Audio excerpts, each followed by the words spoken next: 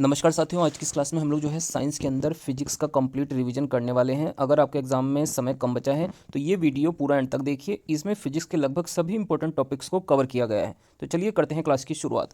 सबसे पहले हम बात करते हैं मूल राशियों की संख्या कितनी है। तो यह एग्जाम में अक्सर पूछा जाता है। तो इसकी संख्या है 7। कौन कौन सी ये 7 मूल राशियाँ हैं और इनके क्या मूल मात्रक हैं। तो आइए एक एक करके हम लोग इनको पढ़ लेते हैं। सबसे पहले बात करते हैं पहली मूल राशि, ये लंबाई है। लंबाई का मात्रक होता है मीटर और इसको एम अक्षर से दिखाया जाता है। दूसरी मूल राशि जो है द्रव्यमान है और इसका मात्रक हो जाता है किलोग्राम और इसको हम लोग जो है केजी अक्षर से दिखाते हैं। लंबाई का मात्रक मीटर और द्रव्यमान का मात्रक हो जाता है किलोग्राम। नेक्स्ट हमारी तीसरी राशि है समय। समय का जो मात्रक होता है वह होता है सेकंड और इसको हम लोग एस अक्षर से दिखाते हैं। इसके बाद चौथी मूल राशि है, इसका नाम है ताप। ताप का मात्रक जो है केल्विन होता है मूल और इसको के अक्षर से दिखाया जाता है। अगली पांचवी मूल राशि का नाम है विद्युत धारा, इलेक्ट्रिक करंट। इसको हम लोग, इसका मूल मात्रक एम्पियर हो जाता है और इसको ए अक्षर से दिखाते हैं। नेक्स्ट इसके बाद जो है छठी मूल राशि का नाम ज्योति तीव्रता है और जो ज्योति तीव्रता का मात्रक हो जाता है कैंडेला हो जाता है और इसको सी डी अक्षर से दिखाते हैं। नेक्स्ट इसके बाद सातवीं जो मूल राशि है यह होती है पदार्थ की मात्रा। तो देखिए जो पदार्थ की मात्रा होती है उसका मात्रक मोल होता है और इसको MOLE से दिखाया जाता है। तो दोस्तों ये हमारी जो है 7 मूल राशियाँ और इन सभी 7 मूल राशियों के मूल मात्रकों को हमने यहाँ तक पढ़ लिया है। इसके अलावा देखिए अगर आपसे पूछा जाए संपूरक राशियों की संख्या कितनी होती है तो इनकी राशियाँ, संपूरक राशियाँ 2 होती हैं। कौन कौन सी संपूरक राशियाँ और इनके क्या मात्रक हैं। तो इसमें आपको 2 राशियों के नाम याद रखना है, कोण और घन कोण। तो कोण को समतल कोण भी कहा जाता है, इसका मात्रक रेडियन हो जाता है, RAD से प्रदर्शित करते हैं। और घन कोण का मात्रक पूछा जाए तो स्टेरेडियन होता है, इसको हम लोग SR से दिखाते हैं। नेक्स्ट अगर आपसे पूछा जाए प्रकाश वर्ष किसका मात्रक होता है तो देखिए प्रकाश वर्ष या लाइट ईयर जो है दूरी या डिस्टेंस का जो है मात्रक हो जाता है। एक प्रकाश वर्ष का मान अगर पूछ लिया जाए एग्जाम में कितना है तो यह 9.46 गुणा 10 की पावर 15 मीटर या 9.46 गुणा 10 की पावर 12 किलोमीटर हो जाता है। एक प्रकाश वर्ष जो दूरी का मात्रक हो जाता है। इसके अलावा अगर आपसे पूछा जाए दूरी नापने का सबसे बड़ा मात्रक क्या होता है तो यह पारसेक हो जाता है। एक पारसेक जो है 3.26 प्रकाश वर्ष के बराबर हो जाता है। इसके अलावा एक खगोलीय इकाई यह भी दूरी नापने का एक मात्रक है जिसका मान 149.6 गुणा 10 की पावर 9 मीटर होता है। और यह खगोलीय इकाई क्या होती है तो यह सूर्य और पृथ्वी के बीच की औसत दूरी एक खगोलीय इकाई या एक एस्ट्रोनॉमिकल यूनिट मानी गई है। नेक्स्ट अगर आपसे पूछा जाए बल का एसआई मात्रक क्या होता है तो बल का एसआई मात्रक आप सभी को अवश्य पता होगा, न्यूटन होता है। जबकि बल का सीजीएस मात्रक हो जाता है डाइन। डाइन बल का कैसा मात्रक है, सीजीएस मात्रक है। और 1 न्यूटन में कितने डाइन हो जाते हैं, 10 की पावर 5 जो है डाइन 1 न्यूटन में होती है। नेक्स्ट हम बात करें कार्य का एसआई मात्रक क्या हो जाता है। जैसे आपने अभी बल का मात्रक न्यूटन पढ़ा है एसआई, ऐसे कार्य का एसआई मात्रक जो है जूल होता है। जबकि कार्य का सीजीएस मात्रक अगर पूछा जाए तो यह अर्ग होता है। 1 जूल के अंदर जो है 10 की पावर 7 अर्ग होती है। इस चीज़ को भी आपको याद रखना है। नेक्स्ट हमारा जो अगला टॉपिक है इसके अंदर यह है 10 की घातों के नाम। तो 10 की जो घातें होती हैं इनके कुछ प्रीफिक्स होते हैं जो अक्सर उपयोग में लिए जाते हैं। जैसे 10 की पावर 24 को योटा कहा जाता है, 10 की पावर 21 को जेटा कहा जाता है। क्या कहा जाता है, जेटा, जेटा या जोटा। नेक्स्ट हम बात करें 10 की पावर 18 को एक्सा बोला जाता है। क्या बोला जाता है, एक्सा। और 10 की पावर 15 को कहा जाता है पेटा। क्या कहा जाता है, पेटा। नेक्स्ट हम बात करें 10 की पावर 12 तो इसको टेरा बोला जाता है। क्या बोला जाता है, टेरा। 10 की पावर 9 को गीगा कहते हैं और 10 की पावर 6 को मेगा बोला जाता है। जबकि 10 की पावर 3 किलो कहलाता है और 10 की पावर 2 को हेक्टो जो है कहा जाता है और 10 की पावर 1 कहलाता है डेका। 10 की पावर 1 डेका, 10 की पावर 2 हेक्टो और 10 की पावर 3 किलो और 10 की पावर 6 मेगा। तो इस तरीके से आप इनको याद कर सकते हैं। नेक्स्ट अगर हम बात करें अगला टॉपिक, ये है हमारा अदिश राशियाँ। अदिश राशियाँ क्या होती हैं, देखिए ऐसी राशियाँ जिसमें केवल परिमाण होता है, दिशा नहीं होती है। कौन कौन सी राशियाँ अदिश राशियाँ हैं, समय, दूरी, चाल, घनत्व डेंसिटी, कार्य, ऊर्जा, दाब, क्षेत्रफल, आयतन, द्रव्यमान, ताप और विद्युत धारा। ये सभी राशियाँ जितनी भी यहाँ पर लिखी गई हैं, समय, दूरी, चाल, घनत्व, कार्य, ऊर्जा, दाब, क्षेत्रफल, आयतन, द्रव्यमान, ताप और विद्युत धारा, ये सभी जो है अदिश राशियाँ होती हैं। इनमें परिमाण होता है लेकिन इनमें किसी में भी दिशा नहीं होती। नेक्स्ट हम बात करते हैं सदिश राशियों की, वेक्टर क्वांटिटी और स्केलर क्वांटिटी। तो देखिए सदिश राशियाँ होती हैं जो वेक्टर क्वांटिटी होती है, तो इनमें परिमाण व दिशा दोनों होती है। कौन कौन सी सदिश राशियाँ होती हैं तो विस्थापन सदिश राशि है, वेग सदिश राशि है, संवेग, त्वरण, बल, आवेग और बल आघूर्ण, ये सभी राशियां जो है सदिश राशियां हैं। विस्थापन, वेग, संवेग, त्वरण, आवेग और बल आघूर्ण, तो ये सारी कैसी राशियां हैं, सदिश राशियां हैं। नेक्स्ट अगला टॉपिक हमारा है प्रमुख भौतिक राशि और उनके मात्रक। एक तरफ भौतिक राशि लिखा गया है, बीच में उनका सूत्र और यहाँ पर उनका मात्रक। सबसे पहले बात करते हैं क्षेत्रफल का फॉर्मूला क्या होता है, एरिया बराबर लेंथ इंटू ब्रेड्थ, लंबाई गुणा चौड़ाई, और इसका जो मात्रक हो जाता है मीटर स्क्वायर हो जाता है। आयतन का क्या फॉर्मूला होता है, सूत्र होता है वॉल्यूम बराबर LBH, length into breadth into height, लंबाई गुणा चौड़ाई गुणा ऊंचाई, और इसका मात्रक हो जाता है मीटर क्यूब। आयतन का मात्रक क्या हो जाता है, मीटर क्यूब। नेक्स्ट हम इसके बाद बात करते हैं अगला चाल। चाल मतलब स्पीड। तो चाल का मात्रक होता है, चाल का फॉर्मूला क्या हो जाता है, चाल बराबर होता है दूरी बटे समय, speed is equal to distance upon time, और इसका मात्रक मीटर प्रति सेकंड होता है। चाल का मात्रक क्या होता है, मीटर पर सेकंड। नेक्स्ट अगर त्वरण या एक्सेलरेशन पूछा जाए तो यह होता है डेल्टा V अपॉन टी, इसका फॉर्मूला होता है वेग परिवर्तन की दर त्वरण होती है, और इसका मात्रक हो जाता है मीटर प्रति सेकंड स्क्वायर। नेक्स्ट अगर बल का मात्रक पूछा जाए तो बल, सबसे पहले बल का फॉर्मूला F बराबर ma होता है, m मास है, a त्वरण है, और बल का मात्रक हो जाता है न्यूटन। नेक्स्ट अगर कार्य या वर्क के बारे में पूछा जाए, इसका फॉर्मूला W बराबर F into D, work is equal to force into displacement, कार्य बराबर बल गुणा विस्थापन, और इसका मात्रक हो जाता है जूल।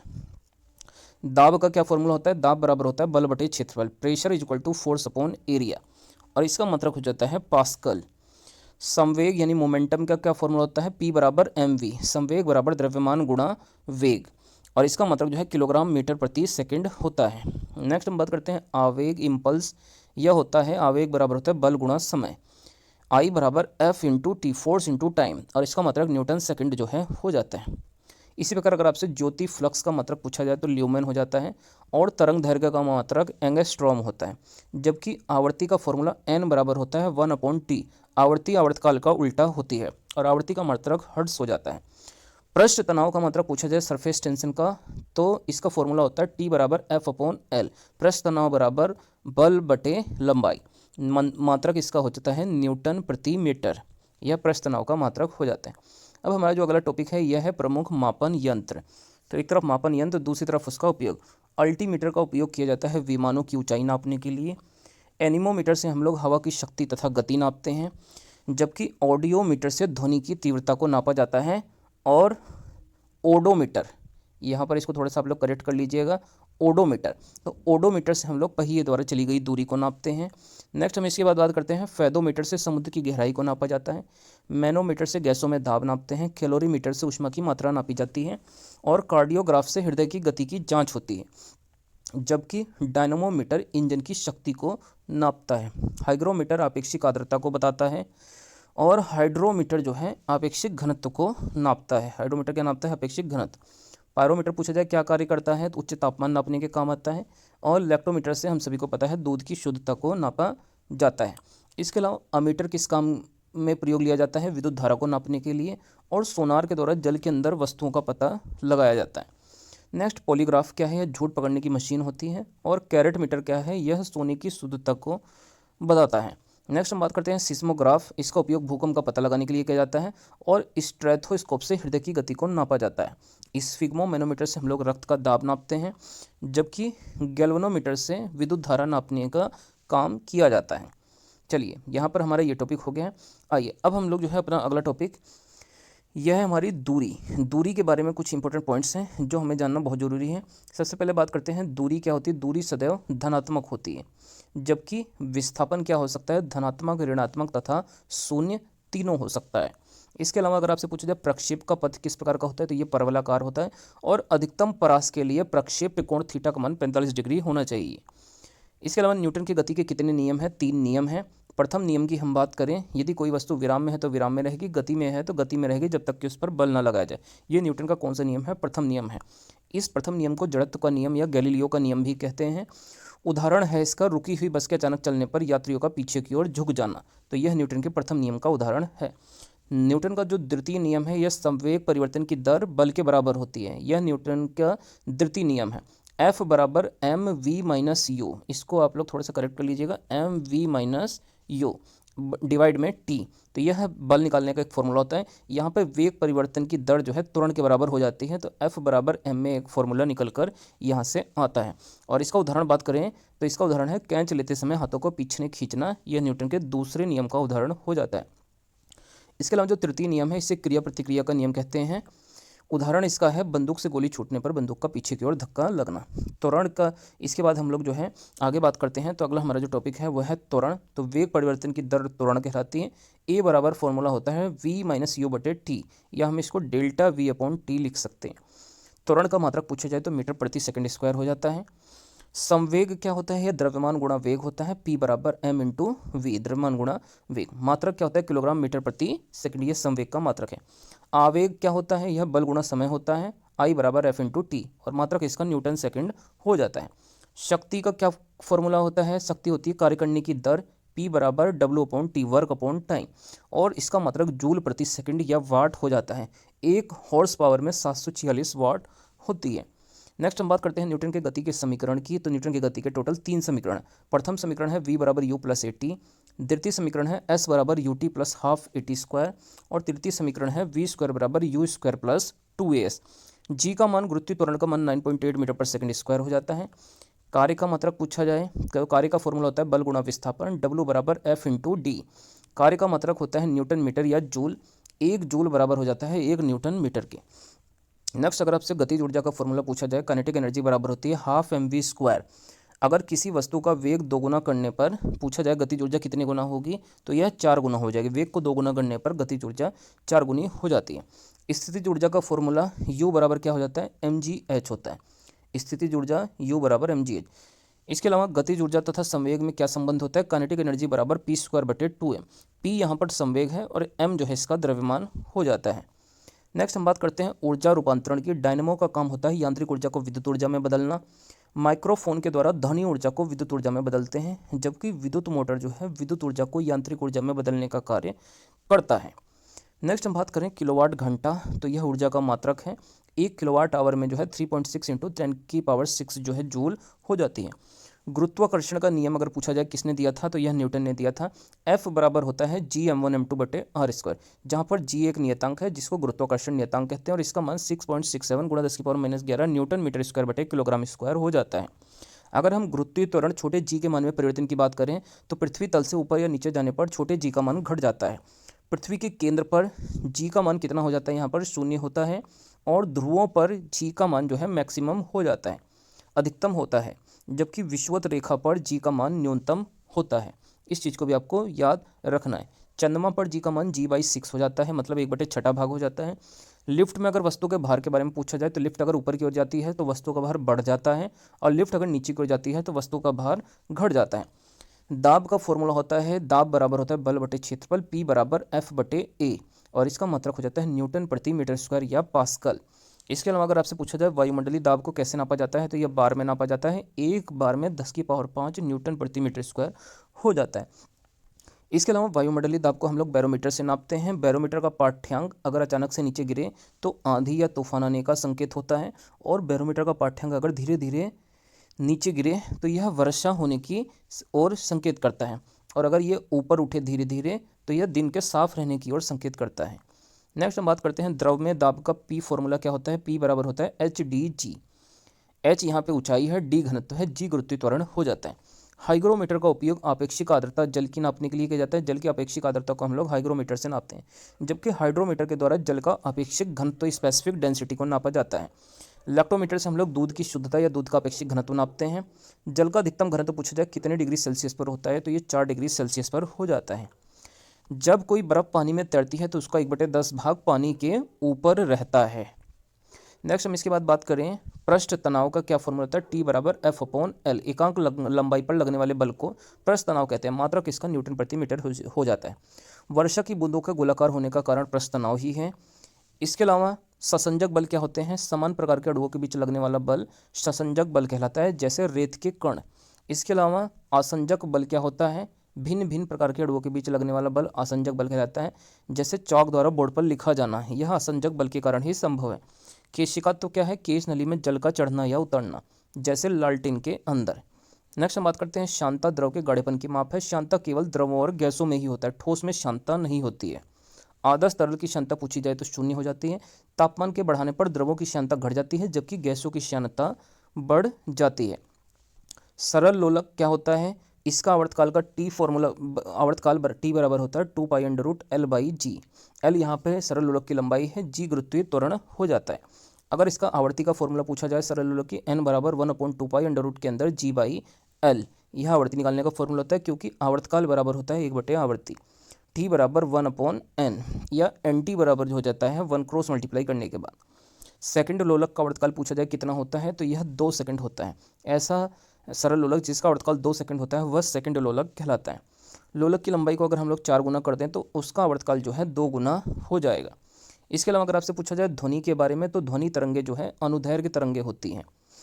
हवा में ध्वनि की चाल 332 मीटर पर सेकंड हो जाती है। ध्वनि की चाल जो है अधिकतम ठोस में होती है, ठोस में सबसे ज़्यादा, फिर उससे कम द्रव में और सबसे कम जो है गैस में चाल होती है। अवश्रव्य तरंगे क्या होती हैं, जिनकी आवृत्ति 20 हर्ट्ज से नीचे होती है, जबकि श्रव्य तरंगों की आवृत्ति 20 हर्ट्ज से लेकर 20,000 हर्ट्ज के बीच में होती है। पराश्रव्य तरंगों की आवृत्ति कितनी होती है, 20,000 हर्ट्ज से अधिक होती है। ध्वनि की चाल पर दाब का कोई प्रभाव नहीं पड़ता है, जबकि हमारे कान पर ध्वनि का प्रभाव 1/10 सेकंड तक रहता है। प्रतिध्वनि सुनने के लिए जो है जो न्यूनतम दूरी चाहिए वह 17 मीटर या 16.6 मीटर होनी चाहिए। ध्वनि की चाल v बराबर n लैम्डा फॉर्मूले से हम लोग निकाल सकते हैं। सर्वाधिक तरंग दैर्घ्य किस रंग की होती है, तो ये लाल रंग की होती है, और सबसे कम तरंग दैर्घ्य न्यूनतम तरंग दैर्घ्य होती है बैगनी रंग की। ऊष्मा का एसआई मात्रक हो जाता है जूल, और जबकि सीजीएस मात्रक कैलोरी होता है। एक कैलोरी में 4.186 जूल या 4.2 जूल हो जाते हैं। इसके अलावा केल्विन स्केल का फॉर्मूला निकालने का होता है, सेल्सियस में 273 जोड़ देते हैं तो केल्विन में स्केल चेंज हो जाता है।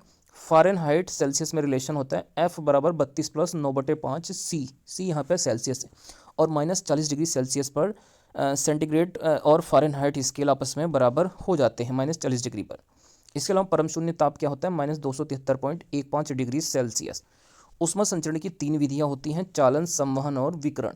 चालन ठोसों के अंदर होता है, संवहन द्रवों और गैसों में होता है, जबकि सूर्य की ऊर्जा का पृथ्वी पर पहुंचना यह विकिरण के द्वारा संभव हो पाया है। मानव शरीर का तापमान 37 डिग्री सेल्सियस या 310 केल्विन या 98.6 फ़ारेनहाइट हो जाता है। प्रकाश जो है, प्रकाश की तरंगें अनुप्रस्थ तरंगें होती हैं। निर्वात में प्रकाश की चाल जो है 3 × 10⁸ मीटर पर सेकंड होती है, जो कि अधिकतम चाल होती है निर्वात में प्रकाश की। दर्पण का सूत्र पूछा जाए तो 1/f बराबर 1/v + 1/u होता है, और लेंस का सूत्र होता है 1/f बराबर 1/v - 1/u। लेंस की क्षमता का फॉर्मूला होता है p बराबर 1/f। f यहाँ पर फोकस दूरी है मीटर में। लेंस की क्षमता का जो मात्रक हो जाता है वो डायोप्टर हो जाता है। नेक्स्ट हम इसके बाद बात करते हैं तारों के टिमटिमाने का तथा द्रव में डूबी हुई वस्तु का टेढ़ा दिखना, यह प्रकाश के अपवर्तन के कारण हो पाया है। हीरे का चमकना तथा रेगिस्तान में मरीचिका का बनना, इसके लिए जो है पूर्ण आंतरिक परावर्तन रिस्पॉन्सिबल है। इसके अलावा प्राथमिक रंग पूछे जाएं तो लाल, हरा, नीला को प्राथमिक रंग कहा जाता है। उत्तल दर्पण का उपयोग जो है गाड़ी के साइड मिरर में किया जाता है, ये बीच में मोटा होता है, किनारों पर पतला होता है। जबकि अवतल दर्पण का उपयोग सोलर कुकर में, नाई की दुकान पर, इसके अलावा कान, नाक, आँख के डॉक्टरों के द्वारा जो है अवतल दर्पण का ही प्रयोग किया जाता है। स्पष्ट दृष्टि की न्यूनतम दूरी 25 सेंटीमीटर होती है। निकट दृष्टि दोष के निवारण के लिए अवतल लेंस का प्रयोग होता है। इसका उपयोग होता है अवतल लेंस का, जबकि दूरदृष्टि दोष के निवारण के लिए उत्तल लेंस का प्रयोग होता है। दूरदृष्टि दोष के लिए उत्तल लेंस का प्रयोग किया जाता है। नेक्स्ट इसके बाद बात करते हैं विद्युत से जुड़े हुए कुछ इंपॉर्टेंट क्वेश्चन की। आवेश का मात्रक कूलाम होता है। विद्युत धारा I बराबर Q/T होता है। Q आवेश है, T टाइम है यहाँ पे। विद्युत धारा का मात्रक एम्पियर हो जाता है। विद्युत धारा को मीटर से नापा जाता है।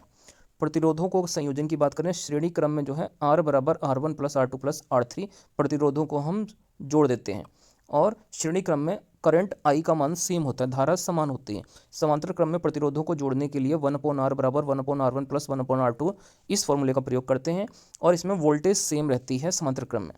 इलेक्ट्रॉन पर आवेश पूछा जाए तो यह ऋणात्मक होता है, -1.6 × 10⁻19 कूलम। प्रोटॉन पर धनात्मक आवेश होता है, +1.6 × 10⁻19 कूलम, जबकि न्यूट्रॉन उदासीन होते हैं। ओम का नियम क्या है, V/I बराबर R। प्रतिरोध का मात्रक पूछा जाए तो ओम होता है। वैद्युत धारिता का मात्रक, इसको आप लोग थोड़ा सा करेक्ट कर लीजिएगा, वैद्युत धारिता का मात्रक जो है फेराड हो जाता है। नेक्स्ट हम इसके बाद बात करते हैं रेक्टिफायर का क्या काम होता है। ये एसी को डीसी में बदलता है। हीटर का तार नाइक्रोम का बना होता है। फ्यूज तार जो है लेड और टीन का बना होता है। नेक्स्ट हम बात करते हैं नाभिकीय भौतिकी से जुड़े इंपॉर्टेंट क्वेश्चंस की। परमाणु बम जो है नाभिकीय विखंडन पर आधारित है। हाइड्रोजन बम नाभिकीय संलयन पर आधारित है, और सूर्य की ऊर्जा का स्रोत जो है नाभिकीय संलयन प्रक्रिया ही होता है। तो दोस्तों ये आज की हमारी ये इंपॉर्टेंट एक क्लास थी आप लोगों के लिए, जो है आपके एग्जाम को ध्यान में रखते हुए। आप लोगों को ये क्लास कैसी लगी कमेंट करके जरूर बताइए। वीडियो को अच्छी लगने पे वीडियो को लाइक करके चैनल को जरूर से सब्सक्राइब कर लें।